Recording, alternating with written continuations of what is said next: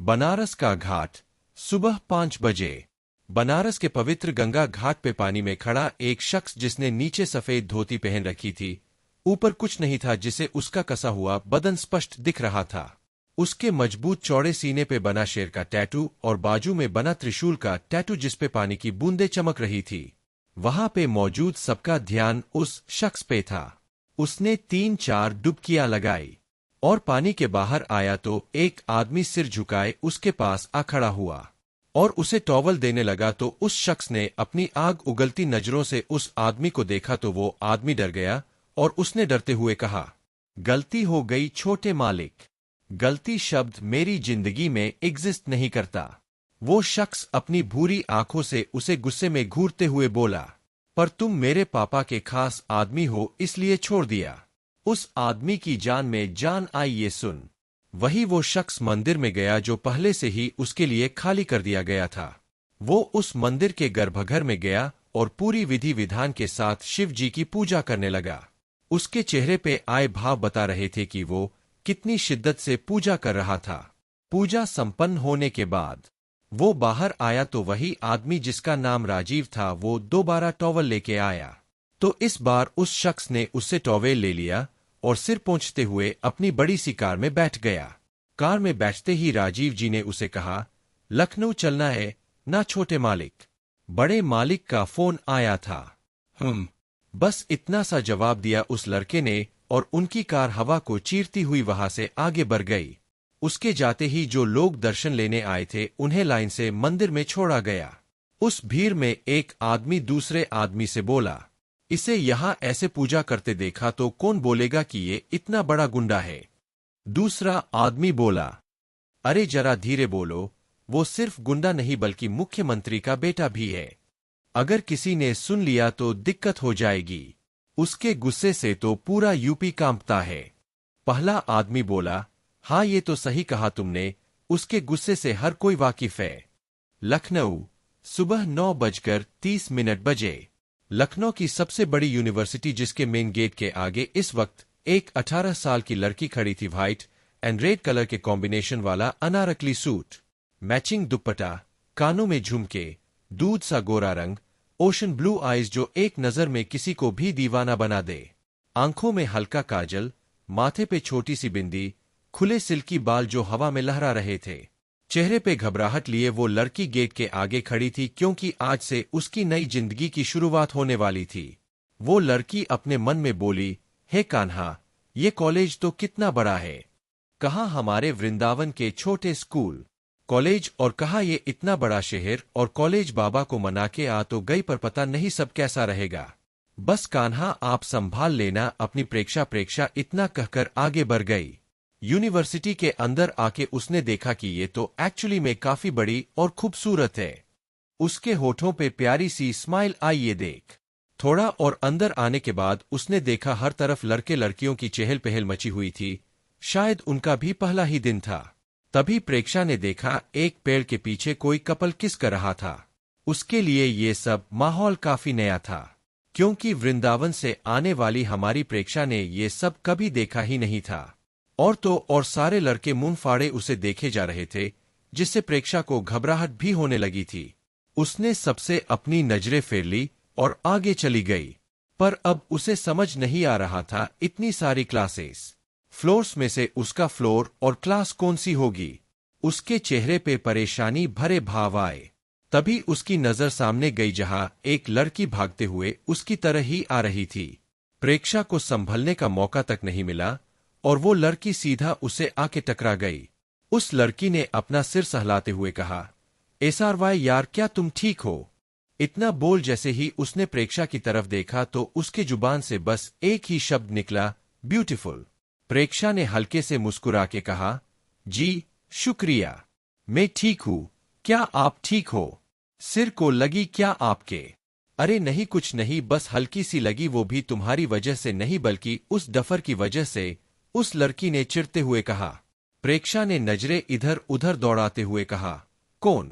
उस लड़की ने कहा, एक पागल, तुम छोड़ो उसका और ये बताओ नहीं हो क्या? प्रेक्षा, हाँ, पहला ही दिन है आज कॉलेज का और समझ नहीं आ रहा कौन सी क्लास है। मैं जानती भी नहीं किसी को यहाँ पे। उस लड़की ने कहा, मतलब तुम भी मेरी तरह फ्रेशर हो? जी, आपका भी पहला ही दिन है, प्रेक्षा ने कहा। हाँ, मेरा भी पहला दिन है। वैसे तुम्हारा डिपार्टमेंट कौन सा है? उस लड़की ने पूछा तो प्रेक्षा ने कहा, कॉमर्स डिपार्टमेंट, एक्सेंटियर। उस लड़की ने खुश होकर कहा, मतलब हम दोनों का डिपार्टमेंट और क्लास एक ही। इतना कहकर उसने प्रेक्षा के आगे अपना हाथ बढ़ाया और कहा, मेरा नाम नित्या है और तुम्हारा? दोस्ती करोगी? प्रेक्षा ने मुस्कुरा के उससे हाथ मिलाया और कहा, प्रेक्षा, और आज से आप मेरी दोस्त। नित्या, दोस्त कहा है? तो दोस्त को आप नहीं बोलते समझी? समझ गई, प्रेक्षा ने कहा तो नित्या बोली, चलो साथ में मिलके अपनी क्लास ढूंढते हैं। इतना बोल वो दोनों साथ चलने लगे। प्रेक्षा को भी अच्छा लगा कि जहां वो इतने देर से अकेले चले जा रही थी, अब कोई साथ था। उसने मन में कहा, थैंक यू कान्हा, राधा रानी अब मेरी एक दोस्त बन गई। नित्या ने कहा, यार प्रेक्षा 10:15 बज रहे हैं और ये कमबख्त क्लास नहीं मिल रही ना, नोटिस बोर्ड दिख रहा है। हाँ ना, प्रेक्षा ने कहा। तभी उन्हें एक बोर्ड दिखा तो वो जल्दी से उस बोर्ड के पास जाके चेक करने लगी। चेक करने के बाद उन्हें पता चला 3 RD फ्लो पे उनकी और 3 RD के बच्चों की क्लास लगती है और उनकी क्लास का टाइमिंग करेक्ट 10 बजे का था, जो कि अब उन्हें लेट हो गया। प्रेक्षा ने कहा, नित्या चलो जल्दी, पहले ही दिन लेट हो गए। नित्या ने कहा, नहीं नहीं, क्लास में नहीं जाएंगे, तुम नहीं जानती यहाँ के टीचर्स को थोड़ी सी भी देरी पे डांट देते हैं, और वैसे भी नेक्स्ट क्लास 11:15 को है, तब चलेंगे ना, तब तक चलो थोड़ा लॉन गार्डन देख के आते हैं। प्रेक्षा को यहाँ का कुछ भी पता नहीं था तो उसने भी नित्या के साथ जाना सही समझा। वो दोनों कैंपस के गार्डन में आए और एक बेंच पे बैठ गए। नित्या ने कहा, मैंने सुना है यहाँ के लड़के बड़े ही गुंडे टाइप के होते हैं। प्रेक्षा ये सुन डर गई और उसने डरते हुए कहा, क्या गुंडे? पर ये तो इतना बड़ा कॉलेज है, यहाँ गुंडे कैसे आएंगे? नित्या, अरे तुम तो डर गई। देखो तुम बहुत सीधी साधी हो, इसलिए डरो मत, बस अलर्ट रहना, ओके? हाँ। प्रेक्षा ने डरते हुए अपना सिर 11 हिलाया तो नित्या ने उसका मूड हल्का करने के लिए कहा, कहाँ से हो तुम? मतलब लखनऊ से? तुम मुझे लगी नहीं इसलिए पूछा। प्रेक्षा, सही लगा तुम्हें, मैं वृंदावन से हूँ। क्या वृंदावन? यार मेरा बड़ा दिल है वृंदावन देखने का, नित्या ने खुशी से उछलते हुए कहा। प्रेक्षा ने मुस्कुराते हुए कहा, क्यों नहीं, जब मैं जाऊंगी तब तुम भी चलना साथ। इससे आगे कोई कुछ बोलता उससे पहले ही उन्हें अपने आसपास चहलकदमी दिखी। सारे लड़के लड़कियां यहाँ वहां जा रहे थे। तो नित्या ने एक लड़की से पूछा, ये सब लोगों को क्या हुआ, ये ऐसे शेर पीछे लगे जैसे इधर उधर भाग क्यों रहे हैं? उस लड़की ने कहा, हाँ शेर पीछे नहीं लगा पर देखा जरूर है, और यकीन नहीं करोगी बहुत हैंडसम शेर है। इतना कहकर वो लड़की वहां से चली गई। नित्या ने प्रेक्षा की तरफ असमंजस में देखा और कहा, तुम्हें समझा क्या उसने अभी अभी जो कहा? प्रेक्षा ने ना में सिर हिलाया तो नित्या बोली, जाने दो, छोड़ो, हम क्या, हम आराम से बैठते हैं यहाँ, बोल के वो दोनों बैठ गई। वही दूसरी तरफ कॉलेज के मैन ग्राउंड में एक लड़का उम्र 23 साल, जिसने काले रंग की शर्ट पहन रखी थी और शर्ट की स्लीव्स कोहनी तक मोड़ी हुई थी, नीली जीन्स, एक हाथ में ब्रांडेड वॉच तो दूसरे हाथ में चांदी का कड़ा, माथे पे बिखरे बाल, हनी ब्राउन आंखें, बेहद गोरा रंग जिसपे वो ब्लैक शर्ट और खिल रही थी, 8 pack abs, 6 feet 2 inch height, हल्की बियर्ड, एक कान में चमकता डायमंड स्टड। लड़के को देख ऐसा लग रहा था जैसे भगवान ने कितने फुर्सत से उसे बनाया होगा। लड़कियों के मुंह से लार टपक रही थी उसे देख। लेकिन कहते हैं ना, जो दिखने में अच्छा हो उसका दिल भी अच्छा हो, ये जरूरी तो नहीं। उसके साथ 2 और लड़के चल रहे थे। वो दोनों भी अच्छे खासे कद काठी के स्मार्ट दिख रहे थे। वो तीनों चल ही रहे थे कि सामने से एक लड़का आया जिसका ध्यान कहीं और था। वो उस लड़के से आके टकराया तो वो लड़का जो सामने से आके टकराया था गुस्से में बोला, अंधे हो क्या, दिखाई नहीं दे रहा? उस लड़के ने डेंजर एक्सप्रेशन लिए कहा, नया है तू इस कॉलेज में? उस लड़के के साथ खड़े दूसरे लड़के ने कहा, नया ही होगा भाई, तभी तो तुझसे इस तरह से बात करने की हिम्मत रखता है। उस लड़के ने अपनी डेंजर वॉइस में कहा, हिम्मत रखता है तो अकाय सिंह राजवंश को हिम्मत निकालनी बहुत अच्छे से आती है। इतना बोल के अकाय उस लड़के के पास आया। उसका नाम सुनते ही उस लड़के के पसीने छूट गए। वही वहां मौजूद स्टूडेंट्स को अब उस लड़के के लिए डर लग रहा था कि पता नहीं कि उसके साथ क्या होगा। तभी अकाय ने उसके पास आके उसे गले से पकड़कर कहा, बोल मुन्ना, तेरी हिम्मत कैसे निकालूं? तू इंसान की जुबान सुनता है या गोली की? उस लड़के की हालत डर से बुरी होने लगी थी। उसने डरते हुए कहा, देखिए, मुझे पता नहीं था, प्लीज मुझे जाने दीजिए, मुझसे गलती हो गई अकाय जी। ये सुन अकाय अचानक से हंसने लगा और हंसते हुए उसने अपने पीछे खड़े अपने दोस्त से कहा, रघु, मुन्ना तो डर रहा है बे। रघु, तेरे आगे बोलने की हिम्मत करके पछता रहा है बेचारा। तभी उनका तीसरा दोस्त अनय बोला, अकाय, जाने दे, छोड़ना, वैसे भी वो गलती तो मान ही रहा है। अकाय, चल बे मुन्ना, निकल ले यहां से। मेरे खास यार ने कह दिया तो छोड़ दिया तुझे, 5 गिनने तक भाग जा यहां से। अनय ने ना में सिर हिलाया पर उस लड़के की जान में जान आई और वो भाग निकला। वही प्रेक्षा और नित्या के क्लास का टाइम हो गया था, इसलिए वो दोनों क्लास को जाने के लिए निकली ही थी कि तभी पूरे कैंपस में गोली चलने की आवाज गूंज गई। नित्या हल्का सा डर गई पर प्रेक्षा वहां खड़े खड़े ही कांपने लगी।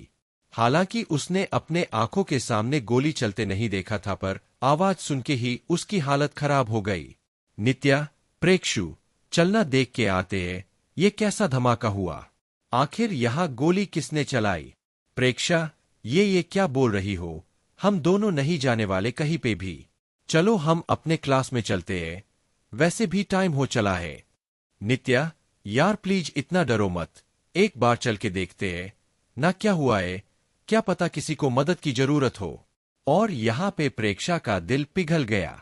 उसने हाँ कहा तो वो और नित्या मैन ग्राउंड की तरफ चले गए, जहां पहले से ही काफी भीड़ थी। नित्या और प्रेक्षा एक साइड खड़े हो गए। गोली उस लड़के के साइड में लगी थी, पर वो लड़का ये सोच के बेहोश हो गया था कि गोली उसी को लगी है। ग्राउंड पर अब सब जमा हो गए थे। सारे टीचर्स, प्रिंसिपल, डीन तक आ गए थे, पर किसी में हिम्मत नहीं थी अकाय को कुछ भी बोलने की। अकाय ने एक नजर सबको देखा और फिर अपनी खतरनाक आवाज में बोला, क्या अब किसी को कुछ कहना है? आवाज चढ़ानी है अकाय सिंह राजवंश के आगे। सब ने अपने सिर झुका लिए, क्योंकि अकाय के खिलाफ जाना मतलब जिंदा दफन हो जाने जैसा था। वही भीड़ में खड़ी प्रेक्षा ने जब अकाय का नाम सुना तो अनायास ही उसका दिल धड़कने लगा, और क्यों धड़क रहा था ये बात वो नहीं जानती थी, पर उसने अब दिल ही दिल में तय कर लिया था कि चाहे जो हो जाए, अकाय के सामने गलती से भी नहीं आएगी। उसको नहीं चाहिए था ये खून खराबा अपनी जिंदगी में। तभी उसके कानों में नित्या की आवाज आई जो बोल रही थी, यार प्रेक्षा, देख तो सही कितना हॉट एंड हैंडसम बंदा है। प्रेक्षा, उतना ही खतरनाक भी। नित्या, हम दूर ही रहेंगे उससे। नित्या, हाँ, मेरी माँ में कौन सा उससे चिपक रही हूँ जाके, वैसे मौका मिले तो चिपक भी लूं, पर छोड़, चल हम चलते हैं। वही अकाय ने एक सरसराती नजर भीड़ में दौड़ाई तो एक जगह उसकी नजर ठहर सी गई। 2 जोड़ी नीली आंखों ने उसका ध्यान अपनी तरफ खींच लिया। तभी रघु की आवाज से अकाय ने अपनी नजर घुमाई और कहा, इसे कैंपस के हॉस्पिटल पहुंचा दो, साला ठीक हो जाएगा। इतना कहकर जैसे ही उसने वापस भीड़ में देखा, तब तक वो नीली आंखें गायब हो चुकी थी। अकाय को समझा नहीं, वो जो भी थी अभी तो यही थी, इतनी जल्दी कहाँ गई। उसने चारों तरफ देखा, स्टूडेंट्स तो थे पर वो कहीं नहीं थी। अकाय की भौं सिकुड़ गई। अनय उसके पास आया और बोला, चलो क्लास में चलते हैं। अकाय, एक तू और दूसरी मेरी माँ, तुम दोनों की वजह से ही मुझे पढ़ाई के चक्कर में पड़ना पड़ा, वरना अपनी गुंडागर्दी ही ठीक थी मेरे लिए। अनय, ऐसे क्यों बोल रहा है? तू टॉपर है, भूल गया। अकाय बोला, हाँ, फिर भी ये पढ़ाई नहीं होती मेरे से। MBA कंप्लीट होने के बाद पापा की तरह इलेक्शन लड़ूंगा। अनय, अच्छा ठीक है, लड़ ले चुनाव, अभी क्लास में चल। इतना कहकर वो दोनों अपनी प्राइवेट लिफ्ट में टॉप फ्लोर पे चले गए। ये लिफ्ट सिर्फ अकाय, उसके दोस्त, प्रिंसिपल और डीन ही यूज करते थे। वही प्रेक्षा और नित्या सीढ़ियां चढ़ते हुए आ रही थी। नित्या ने कहा, यार कब आएगा ये 3 RD फ्लो, मेरी तो हवा टाइट हो गई इतनी सीढ़ियां चढ़ते हुए। तेरे पैर नहीं दुख रहे क्या? प्रेक्षा ने मुस्कुराते हुए कहा, मुझे आदत है चलने की, हमारे वृंदावन में रोज परिक्रमा करती थी मैं, तो आदत है। नित्या, तेरा भी सही है यार, चलो फाइनली फ्लोर आ गया। पर अब जाना कहाँ है, इस साइड या उस साइड? नित्या ने कंफ्यूज होते हुए कहा तो प्रेक्षा बोली, एक काम करते हैं, दोनों साइड चल के देखते हैं। अपनी क्लास के आगे नेम प्लेट तो होगी ही ना? हाँ होगी, चल चेक करते हैं, नित्या ने कहा और वो दोनों लेफ्ट साइड चले गए। वही उस साइड के लिफ्ट का डोर खुला और अनय अकाय बाहर आ गए। अकाय ने जैसे ही नजर घुमा के सामने देखा तो बस देखता ही रह गया, क्योंकि सामने से नित्या के साथ प्रेक्षा आ रही थी। प्रेक्षा ने नित्या कहा, इस साइड हमारी क्लास नहीं है, देखो फाइनल ईयर की क्लासेस है यहाँ। HNN चल राइट साइड वही है हमारी क्लासेस, नित्या ने कहा और वो दोनों राइट साइड अपनी क्लास में जाने लगे। जाते जाते एक झलक प्रेक्षा ने नजर उठा के देखा तो अकाय को वहां देख के उसकी सांसें अटक गई। अकाय एकटक अपनी पैनी नजरों से उसे ही देख रहा था। वही प्रेक्षा ने अपनी नजरें झुका ली और चुपचाप नित्या के साथ अपनी क्लास में चली गई। क्लास के अंदर जाने तक अकाय एकटक उसे घूर रहा था। अनय ने उसके कंधे पे हाथ रखा और कहा, क्या देख रहा है, जूनियर है वो? अकाय बोला, देख रहा हूं, किस्मत का करिश्मा है या कोई सच में इतनी हसीन लड़की? अनय ने हंसते हुए कहा, क्या बात है, जिसने आज तक कभी किसी लड़की की तरफ नजर नहीं फिराई, आज उसे किसी लड़की की खूबसूरती पे सवाल हो रहा है। अकाय बोला, हाँ, अब तो करीब से ही देखना पड़ेगा, इतनी कैसे खूबसूरत है ये।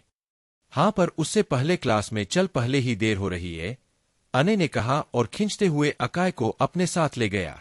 अकाय के आते ही क्लास में खौफ भरा माहौल हो गया, पर अकाय बिना कहीं ध्यान दिए अपने बेंच पे जा बैठा। बेंच पे बैठ उसने पीछे अपना सिर टिकाया और आंखें बंद कर ली। आंखें बंद करते ही उसकी आंखों के आगे वही खूबसूरत सी नीली आंखें आ गई।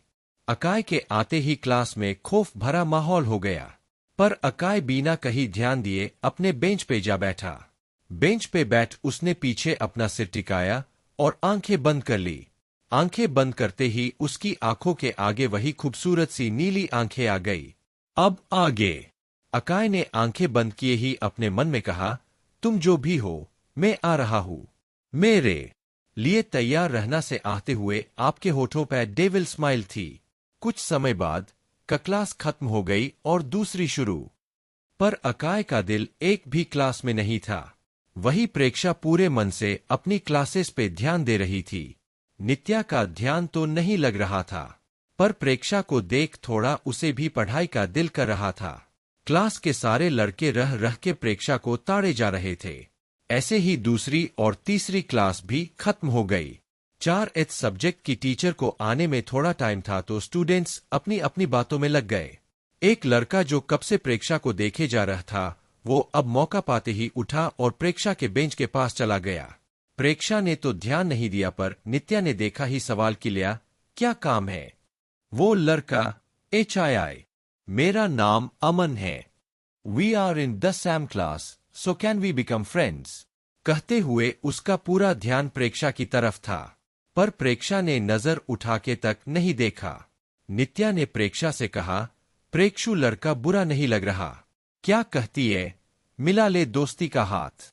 प्रेक्षा धीरे से, पर मैंने आज तक किसी लड़के से दोस्ती नहीं की। नित्या, आई कैन अंडरस्टैंड, पर तू अब इन चीजों की आदत डाल ले, क्योंकि वृंदावन और लखनऊ में बहुत फर्क है और यहाँ ये सब चीजें कॉमन है। ये सुन प्रेक्षा ने अपने मन में कहा, हाँ, वृंदावन और लखनऊ में फर्क तो बहुत है। कहा हमारी वृंदावन की गलियों में सुबह शाम राधा रानी और कान्हा का नाम गूंजता था, यहाँ लखनऊ में तो कोई मुश्किल से ही उनका नाम लेता होगा। प्रेक्षा, ओ कहाँ खो गई? नित्या की आवाज से वो होश में आई तो नित्या फिर उस लड़के अमन से बोली, अब तुम खुद ही कर रहे हो तो ठीक है, हम दोस्ती करने के लिए तैयार है। प्रेक्षा ने हैरानी से उसकी तरफ देखा तो नित्या ने कहा, यार, तुझे नहीं पता ये लड़के बड़े काम की चीज होते हैं। कॉलेज लाइफ में टीचर से कुछ काम कराना हो, कुछ लाना हो तो यही लोग तो काम आते हैं। प्रेक्षा ने अब कुछ नहीं कहा तो अमन उनके साइड वाले बेंच पे बैठ गया। ऐसे ही एक एक करके उनकी 4 से 5 क्लास खत्म हो गई और ब्रेक हो गया। ब्रेक होते ही सब क्लास से बाहर चले गए। प्रेक्षा अपना टिफिन साथ लाई थी, फिर भी नित्या की जिद की वजह से वो कैंटीन चली गई। कैंटीन में सब बैठे थे। नित्या ने प्रेक्षा की टिफिन से एक निवाला खाया तो झट से बोली, वाह यार, क्या अमेजिंग खाना बनाया है, तेरे हाथों में तो जादू है। प्रेक्षा ने मुस्कुराते हुए कहा, थैंक यू। नित्या, तू रूम पे अकेली ही रहती है क्या? प्रेक्षा, नहीं, एक और लड़की है पर वो फिलहाल नहीं आई, 4 से 5 दिन बाद आने वाली है। तब तक अकेली हूं। नित्या, तब तक भी तू अकेली नहीं है, क्योंकि तब तक मैं तेरे साथ रहूंगी। प्रेक्षा ने खुश होते हुए पूछा, सच में? तुम सच में रहोगी मेरे साथ? पर क्या तुम्हारे माँ बाबा कुछ नहीं बोलेंगे? नित्या, अरे, उनकी चिंता मत करो, उन्हें मेरी कोई चिंता नहीं है। मैं कहीं पे भी रहूं, कुछ भी करूं, वो कुछ नहीं बोलेंगे, बस पैसे जितने मर्जी चाहे उतने दे देंगे। प्रेक्षा को ये सुन नित्या के लिए बुरा लगा। उसने उसका हाथ पकड़ा तो नित्या माहौल लाइट करने के लिए बोली, अब फाइनल रहा, मैं तेरे साथ तेरे रूम पे चलूंगी। प्रेक्षा, बिल्कुल, और मैं तुम्हें अपने हाथ से बनाया खाना खिलाऊंगी। दोनों एक साथ मुस्कुराई। कहने को तो दोनों आज ही मिली थी, पर इतने कम समय में एक दूसरे से काफी घुल मिल चुकी थीं। खाना खाने के बाद प्रेक्षा को पानी पीना था तो वो पानी पीने चली गई, क्योंकि उसने आते वक्त ही पानी का नल देख लिया था तो ज्यादा दिक्कत नहीं हुई। वही अकाय भी नीचे ही था और उसने प्रेक्षा को देख भी लिया था। पानी पीने के बाद प्रेक्षा वापस जाने लगी कि पीछे से किसी ने उसका हाथ पकड़ लिया और उसे अपने साथ ले जाने लगा। प्रेक्षा को कुछ समझ नहीं आया और उस लड़के की पीठ प्रेक्षा को तरफ थी तो उसका चेहरा भी वो देख नहीं पा रही थी। पर जैसे ही उसे समझा वो अपना हाथ छुड़ाने की कोशिश करने लगी, पर उस लड़के की पकड़ इतनी मजबूत थी कि प्रेक्षा को अपने हाथ पे दर्द भी होने लगा था। वो लड़का प्रेक्षा को एक खाली ऑडिटोरियम में ले आया और डोर बंद कर उसे दीवार से लगा दिया। फिर इत्मीनान से उसके चांद जैसे चेहरे का दीदार करने लगा। वो लड़का एक टक अपनी सख्त नजरों से प्रेक्षा के चेहरे को गौर से देखने लगा। प्रेक्षा का गोल चेहरा, दूध सा धुला गोरा रंग, झील सी नीली आंखें, गुलाब की पंखुड़ियों से भी ज्यादा नाजुक होठ, छोटी सी पतली नाक, सुराही सी गर्दन और गर्दन के नाजुक हिस्से पे मौजूद वो तिल उसे दीवाना बना गया। प्रेक्षा की धड़कनें तेज चल रही थी। उसमें इतनी भी हिम्मत नहीं थी कि नजरें उठा के देखे कि कौन है। तभी उसे अपने कानों पे किसी की गर्म सांसें महसूस हुई, जिससे वो सिहर उठी। उस लड़के ने कहा, नजर उठा के देख लो एक बार, दीवाना हूं मैं इन आंखों का। प्रेक्षा ने दिल को काबू किया और धीरे से अपनी पलकें उठाकर देखा तो उसके सामने और कोई नहीं अकाय था, और अकाय को अपने सामने इतने पास देखते ही प्रेक्षा की सांसें सूख गई। उसने कांपती जुबान से कहा, आप मुंह मुझे यहाँ का क्यों लाए हैं? अकाय ने उसकी आंखों में खोए हुए कहा, तूने खता की है तो सजा भी तो मिलेगी।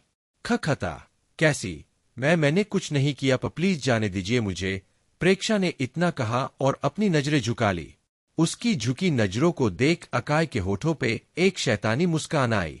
उसने अपने एक उंगली को उसके चेहरे पे फिराते हुए कहा, खता तो तुझसे बहुत बड़ी हुई है और अब इस खता का अंजाम भी तो भुगतना होगा।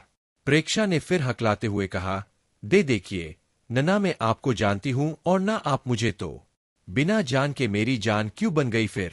अकाय ने उसमें खोए हुए ही कहा। क्या क्या मतलब? प्रेक्षा ने हैरानी से पूछा। तो अकाय ने उस पे अपनी नजरें जमाते हुए कहा, तू जो भी हो, पर आज से तू सिर्फ मेरी है, सिर्फ और सिर्फ अकाय सिंह राजवंश की। दीवाना बना गई तू मुझे। फिर प्रेक्षा के होठों पे उंगली चलाते हुए नशीली आवाज में कहा, तेरा ये हुस्न दीवाना कर रहा है मुझे, और अब तुझे सिर्फ मेरा ही होना होगा। आप क्या बोल रहे हैं?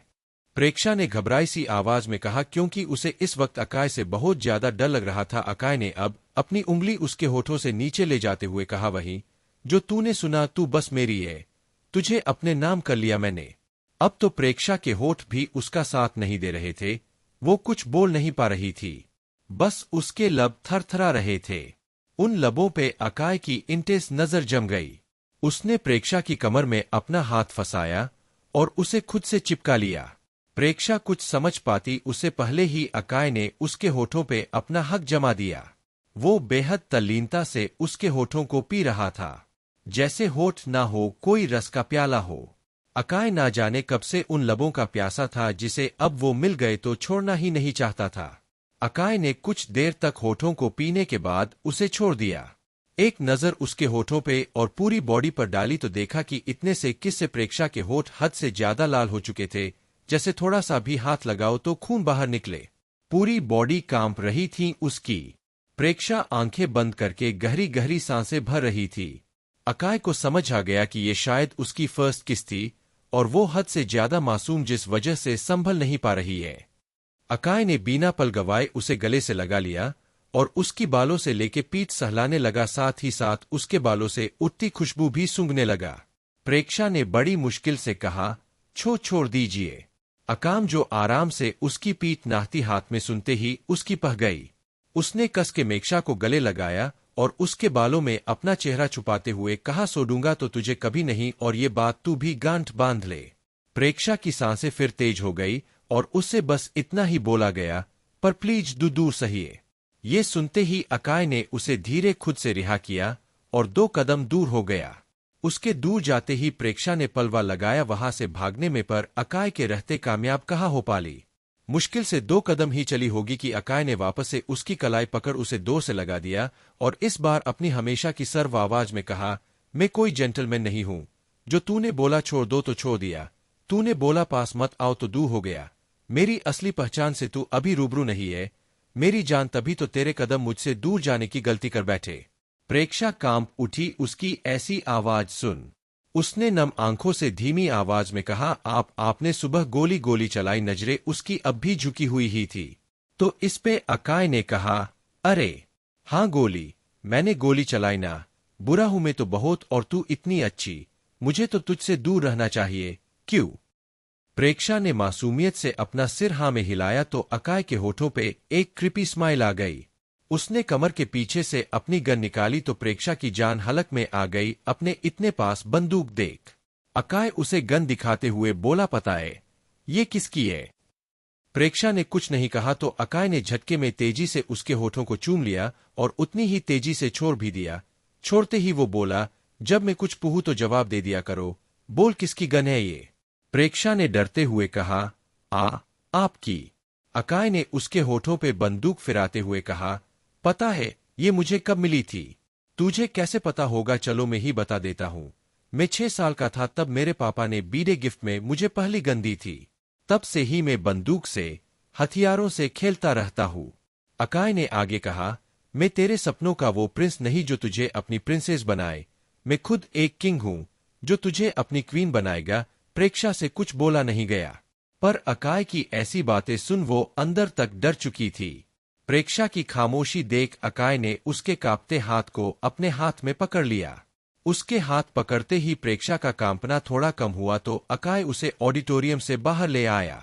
बाहर आते ही प्रेक्षा ने गहरी सांस ली, पर अकाय के साथ उसे देख वहां मौजूद स्टूडेंट्स उन्हें देखने लगे, पर आवाज किसी की नहीं आई क्योंकि अकाय के आगे जुबान चलाने का अंजाम वो सुबह देख चुके थे। अकाय ने अपनी खतरनाक नजर हर तरफ घुमाई तो स्टूडेंट्स एक पल में गायब हो गए। प्रेक्षा इतनी जल्दी सबको भागता देख हैरान रह गई। उसने अपने मन में कहा, सब इनसे कितना डरते हैं। शायद इनके पास गन है ना, इसलिए डरते होंगे। बिना गन के भी वो मुझसे डरते हैं।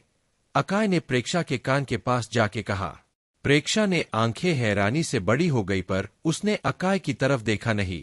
वो सोच रही थी कि आखिर अकाय को उसके दिल की बात कैसे पता चली। अकाय ने झुक के उसके कान को चूम लिया और फिर अपनी इंटेंस आवाज में कहा, तू मेरी है ना, तो तुझसे जुड़ी सारी बातें मुझे पता चल जाती है।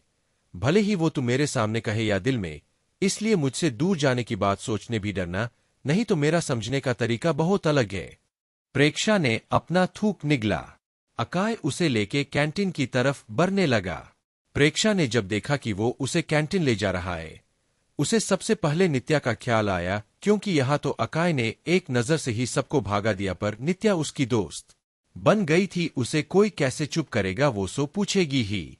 प्रेक्षा का एक हाथ तो अकाय के हाथ में था। उसने अपना दूसरे हाथ से धीरे से अकाय का हाथ पकड़ा, हालांकि ये करते हुए उसने बहुत हिम्मत जुटाई। प्रेक्षा का नाजुक सा हाथ अपने सख्त हाथ पे महसूस करते ही अकाय के बढ़ते कदम रुक गए। उसने पलट के देखा और फिर प्रेक्षा के उसी हाथ को पकड़ अपने होठों से लगा लिया। ये होते ही प्रेक्षा का दिल एक बार फिर धड़कने लगा। तो वही अकाय ने उसके हाथ को चूमते हुए कहा, मुझे नहीं पता था इन्हें भी इतनी जल्दी तलब लगेगी मेरी। और यहाँ प्रेक्षा अपना सिर पिटके रह गई कि क्या सोच के उसने अकाय को रोका और अकाय ने उल्टा क्या सोच लिया। उसने अपना हाथ छुड़ाया और कहा, वो मैं चली जाऊंगी, आप मत आइए। अभा में कुछ नहीं कहकर बस उस हाथ पे थी जिसे प्रेक्षा ने छुड़ाया। उसने प्रेक्षा की कमर में अपना हाथ पान और उसे अपने करीब खींच लिया। प्रेक्षा का दिल धक सा रह गया उसकी इस हरकत पे, क्योंकि वो लोग कैटिंग के पास खड़े थे और वहां और भी बहुत लोग थे। उनके सामने अकाय क्या करेगा ये सब सोचते हुए ही प्रेक्षा की हालत बुरी हो रही थी। अकाय ने उसके उसी हाथ को पकड़ा और चूमते हुए कहा, आइंदा से हाथ छुड़ाने की गलती मत करना वरना। इतना बोल के उसने अपनी एक उंगली से प्रेक्षा का सिर ऊपर उठाया तो देखा प्रेक्षा की आंखें नम हो गई थीं। अकाय ने गहरी सांस लेके खुद को शांत किया और बोला, क्या हुआ? अभाव में कुछ नहीं कहकर बस उस हाथ पे थी जिसे प्रेक्षा ने छुड़ाया। उसने प्रेक्षा की कमर में अपना हाथ पान और उसे अपने करीब खींच लिया। प्रेक्षा का दिल धक सा रह गया उसकी इस हरकत पे, क्योंकि वो लोग कैटिंग के पास खड़े थे और वहां और भी बहुत लोग थे। उनके सामने अकाय क्या करेगा ये सब सोचते हुए ही प्रेक्षा की हालत बुरी हो रही थी। अकाय ने उसके उसी हाथ को पकड़ा और चूमते हुए कहा, आइंदा से हाथ छुड़ाने की गलती मत करना वरना। इतना बोल के उसने अपनी एक उंगली से प्रेक्षा का सिर ऊपर उठाया तो देखा प्रेक्षा की आंखें नम हो गई थीं। अकाय ने गहरी सांस लेके खुद को शांत किया और बोला, क्या हुआ? आपने सबके सामने ऐसे पकड़ा है? पता नहीं सब। एक बार नजर घुमा के देखो तो सही, जान किसी की नजरें है क्या हमारी तरफ? अकाय ने उसकी बात पूरी होने से पहले ही कहा। प्रेक्षा ने अपने चारों तरफ देखा तो सच में किसी भी नजरें उनकी तरफ नहीं थी। और एक शॉकिंग बात यह कि किसी की नजरें ऊपर भी नहीं थी, सबकी नजरें झुकी हुई थी। प्रेक्षा की हैरान नजरें देख अकाय को कोई हैरानी नहीं हुई। उसने प्रेक्षा के गाल को चूम लिया तो प्रेक्षा ने उसकी तरफ देखा तो अकाय आंख विंक करके बोला, तुम्हारा ध्यान मेरी तरफ नहीं था तो यही करना पड़ा। प्रेक्षा, वो मैं ये कह रही थी कि मैं चली जाऊंगी कैंटीन में, आप भी चले जाए यहां से। अकाय, ठीक है, अब तो चलता हूं पर क्लास खत्म होते ही मुझे मिलना, तू हम साथ में चलेंगे। प्रेक्षा ने डरते हुए कहा, वो मैं क्या लगा रखा है?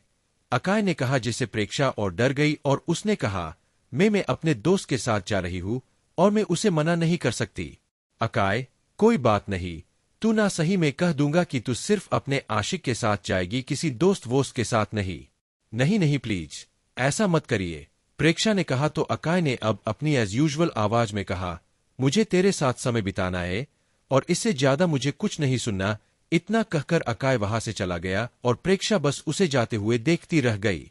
वो घबराई हुई कैंटीन में आके निक्षा के पास बैठ गई जहां ऑलरेडी अमन भी मौजूद था। नित्या ने जैसे ही प्रेक्षा को देखा वो फिक्र भरे लहजे में बोली, कहाँ थी तू प्रेक्षा? इतना समय लगता है क्या पानी पी के आने में?